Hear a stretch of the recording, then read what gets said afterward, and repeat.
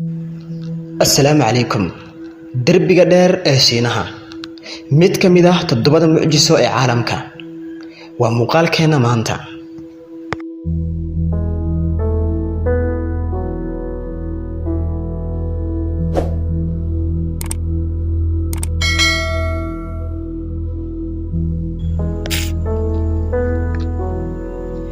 دربيga dheer ee Shiinaha waa dhismihii ugu weynaa ee bini'aadamku hindiso ama dhiso taariikhda inta la og yahay. muddo laga joogo 2700 sano ka hor ayay ahayd markii ugu horeysay ee la dhiso dhismaha weyn ee derbiga China. waana mid kamid ah shaqooyinka ugu cajiibsanaa ee bini'aadamku qabtay intii uu jiray. boqortooyo ka jirta xilliga dhulka Shiinaha ayaa la sheegay in ugu horeysay dhisitaanka derbigan wuxuuna qaatay muddo ka badan 20 sano.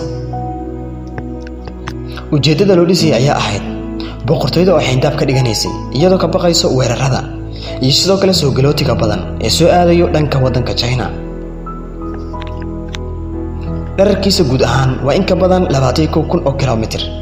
waa dhismaha ugu dheer dunida ee derbi ahaan dhisan.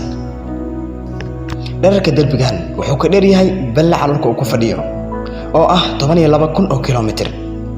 waana mid isku soo laablaabmo oo aad u cajiib ah. wuxuuna inta badan maraa waqooyiga bari ee dalka Shiinaha.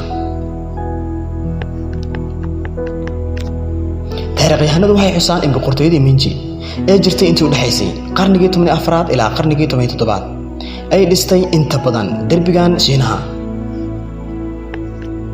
sanad walba waxaa booqda in ka badan 10 milyan oo dalxiisayaal ah, taasoo ka dhigan in maalin kasta ay booqdaan in ka badan 100,000 oo qof. qaybta ugu caansan ee loo yaqaan Badalin waxaa booqda in ka badan 300 oo qof oo kamid ah madaxda caalamkan soo maamushay iyo dad kale oo magac ku leh bulshada dhexdeeda ama markaas caan ku ah bulshada. sanadii 1987 ayay UNESCO ku dartay liiska dhismayaasha qadiimka ee u diiwaan gashan hay'adda UNESCO. waana mid kamid ah 7 dhisme ee mucjisada adduunka. heer dadka hore ee Shiinuhu ay aaminsanayeen in derbigan laga arki karo ilaa iyo dayaxa. si kastaba ha ahaatee kaliya kuma eko derbigan inuu yahay goob cajiib ah ama markaas la yaab leh, balse waa mid ka qayb qaato dhaqaalaha wadanka Shiinaha maadaama uu qaabilo malaayiin dalxiisayaal ah sanad kasta.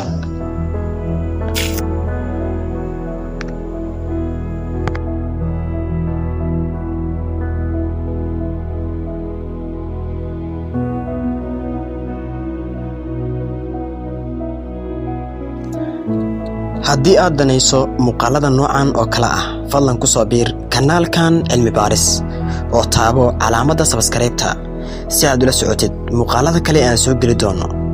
waad ku mahadsantahay daawashadaada.